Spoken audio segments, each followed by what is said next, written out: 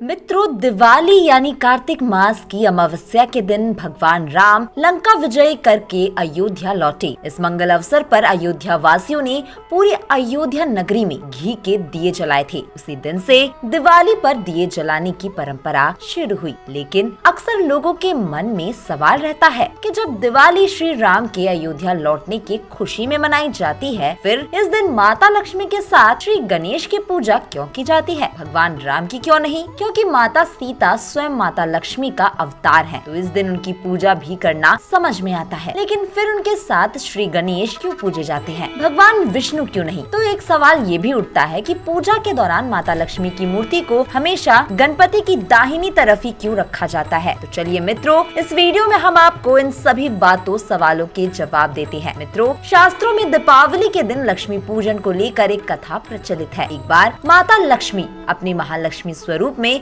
इंद्रलोक में वास करने पहुंची। माता की शक्ति से देवताओं की भी शक्ति बढ़ गई। इससे देवताओं को अभिमान हो गया कि अब उन्हें कोई पराजित नहीं कर सकता। एक बार इंद्र अपने ऐरावत हाथी पर सवार होकर जा रहे थे। उसी मार्ग से ऋषि दुर्वासा भी माला पहनकर गुजर रहे थे। प्रसन्न होकर ऋषि दुर्वासा ने अपनी माला फेंककर इंद्र के गले में डाली, लेकिन इंद्र उसे संभाल नहीं पाए और वो माला ऐरावत हाथी के गले में पड़ गई। लेकिन हाथी ने सिर को हिला दिया और वो माला जमीन पर गिर गई। ये अपमान देख ऋषि दुर्वासा नाराज हो गए और उन्होंने श्राप दे दिया कि जिसके कारण तुम इतना अहंकार कर रहे हो, वो पाताल लोक में चली जाएगी। ऋषि दुर्वासा के श्राप के कारण माता लक्ष्मी पाताल लोक चली गई। लक्ष्मी जी के चले जाने से इंद्र और अन्य देवता शक्तिहीन होने लगे और दानव मजबूत हो गए। तब जगत के पालनहार श्री हरि नारायण ने देवी लक्ष्मी को वापस बुलाने के लिए समुद्र मंथन कराया। तब देवताओं और राक्षसों के प्रयास से शर्त पर समुद्र मंथन हुआ कि इसमें से जो अमृत निकलेगा वो देवताओं और राक्षसों में बराबर बांटा जाएगा, जिससे देवताओं की तरह राक्षस भी अमर हो जाएंगे। समुद्र मंथन के दौरान कार्तिक मास की कृष्ण पक्ष की त्रयोदशी के दिन भगवान धन्वंतरी निकले, इसलिए इस दिन धनतेरस मनाई जाती है और अमावस्या के दिन माता लक्ष्मी बाहर आई। इसलिए हर साल कार्तिक मास की अमावस्या पर माता लक्ष्मी की पूजा होती है। चूँकि इस दिन श्री राम वनवास से लौटकर अयोध्या वापस आए थे और उनके आने की खुशी में लोगों ने घरों को दीपक से रोशन किया था, इसलिए कार्तिक मास की अमावस्या पर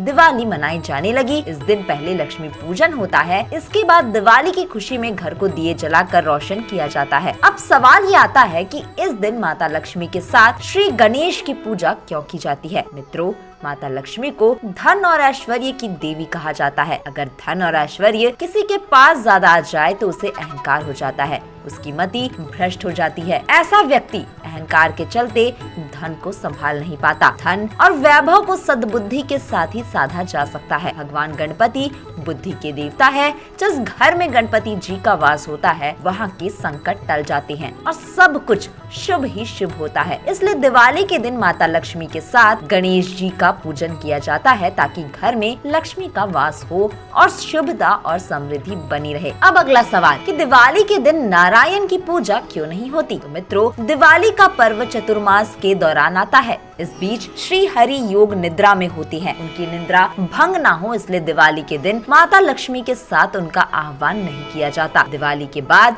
देव उठनी एकादशी पर नारायण की निद्रा समाप्त होती है और वो जाग जाते हैं। इसके बाद जोर शोर से उनकी पूजा की जाती है और इस उपलक्ष्य में देव दीपावली मनाई जाती है। मित्रों, अब अंतिम सवाल कि पूजा में माता लक्ष्मी की मूर्ति गणपति के दाईं तरफ क्यों होती है? मित्रों, क्योंकि माता लक्ष्मी की कोई संतान नहीं है, इसलिए उन्होंने भगवान गणेश को अपना दत्तक पुत्र माना और शास्त्र नियमों के अनुसार पुत्र के साथ माता को दाईं ओर बैठाना चाहिए, जबकि पति के साथ पत्नी बाईं ओर होती है। इसलिए लक्ष्मी नारायण की पूजा के दौरान लक्ष्मी जी को गणपति के दाईं ओर बिठाया जाता है। मित्रों, हमें उम्मीद है कि आपको आपके सभी सवालों का जवाब मिल गया होगा। जानकारी अच्छी लगी हो तो इसे अपने परिवार और मित्रों में शेयर करना ना भूले।